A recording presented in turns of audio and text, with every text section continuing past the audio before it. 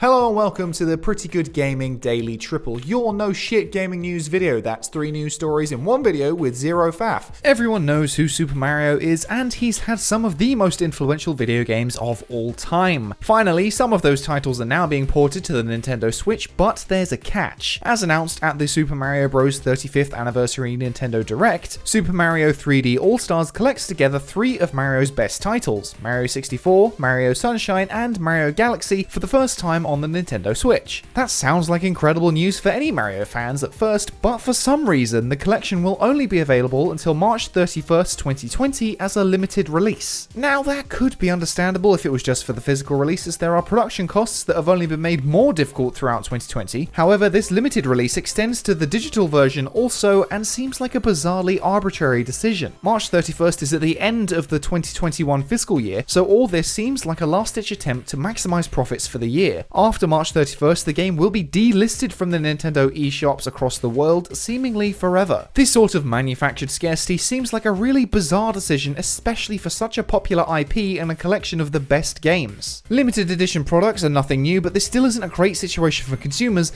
especially when you consider that Nintendo games very rarely drop in price even years after launch. Mario Odyssey is a 3-year-old game and still sells for £45 new and £40 pre-owned at Game in the UK. The situation is even worse with games like Breath of the Wild, Smash Bros and Mario Kart. Super Mario 3D All-Stars launches very soon on the 18th of September, meaning that the game is only available for just over 6 months. Nintendo hasn't even explained why the game only gets a limited release, and I wouldn't expect them to ever give a reason. It's clear to me that Nintendo knows this is exactly what people want and are creating this artificial sense of limited supply to encourage people to pre-order and buy right now. Mario fans have been clamoring for each of these games to come to the platform for years, and getting them all in one go is brilliant, but limiting the release just seems like a dirty business move by Nintendo to manipulate fans. Another thing to note, which isn't necessarily a dodgy business decision but more of a fundamental design issue, is that if you play Mario Galaxy in co-op, you'll need detachable Joy-Cons, so bear that in mind if you only have a Switch Lite. Super Mario 3D All-Stars wasn't the only title announced during the Nintendo Direct. There was Mario Kart Live Home Circuit, which is a new augmented reality Mario Kart game where your house is the track. The game involves setting up various gates in your house to form the route and using your Switch controller with an RC car that races in the real world in sync with its virtual counterpart. While that sounds like a really interesting premise, there is absolutely no way my flat is anywhere near big enough to create a decent route, so I guess I'll just be passing on that one. Super Mario 3D World is also making its way to the Switch, but this time with the addition of Bowser's Fury. It's unclear what exactly Bowser's Fury is, but the trailer seems to suggest that it will involve new levels on a cat-themed island in the midst of a storm. A Super Mario Bros. Game & Watch handheld device was also unveiled, but the Switch version of the game has got something a little more random. The original Super Mario Bros. Is getting an update 35 years after it first launched,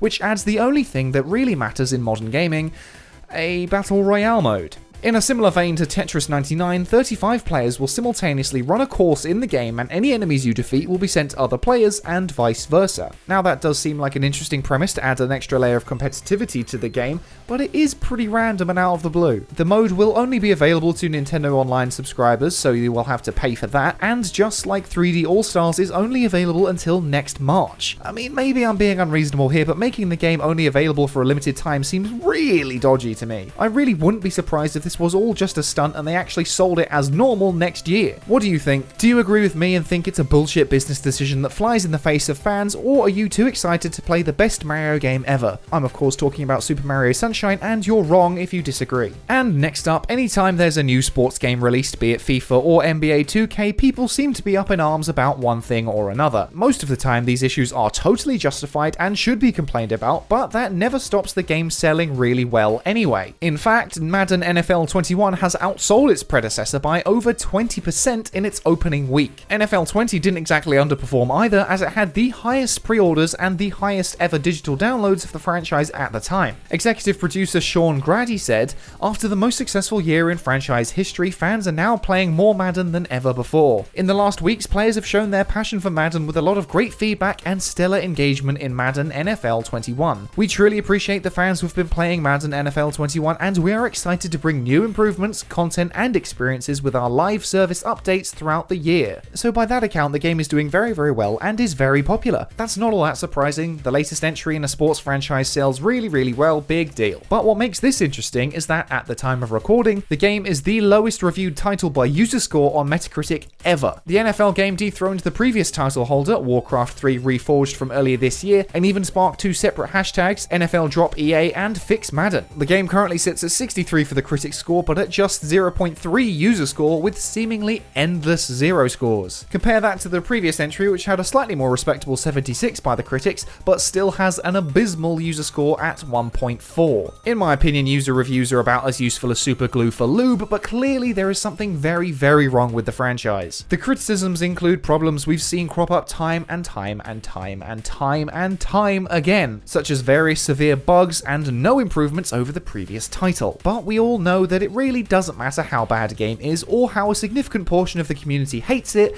so long as it makes money, which it clearly has. How many more titles like this do we have to sit through? I could waste my breath complaining about it, but I won't, because it's not a game I ever had any intention of buying, and that is the only way these companies will ever learn. If these games are always trash, then just stop buying them. Oh, it's Friday and I don't have the energy to rant about it, and so many others already have, but clearly EA does not care if the game is a broken rehash of the last one, as it's doing killer numbers like they always do. And finally, if there's one thing playing Marvel's Avengers over the past week has taught me, it's how much games as a service elements in video games just fucking suck. I already knew that long before playing, and I'm sure many of you did too, but the Division 2's new PvE expansion actually sounds like an interesting premise. It tasks players with clearing a 100-story skyscraper that seems like a cross between the excellent Indonesian action thriller The Raid and the criminally underrated Dread. Throughout the skyscraper, players will work their way through each floor with randomly generated layouts, enemies, and objectives, while every 10th floor is a boss wave. As a fan of any sort of horde survival or wave-based game mode, this sounds like a really cool spin on that idea,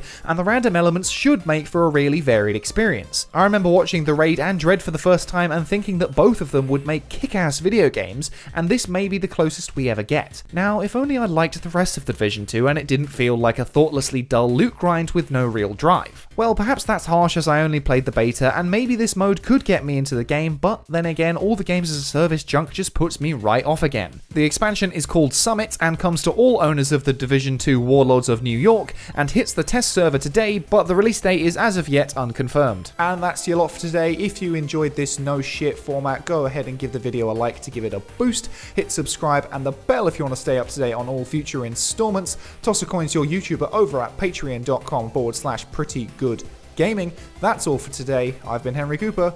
Bye for now.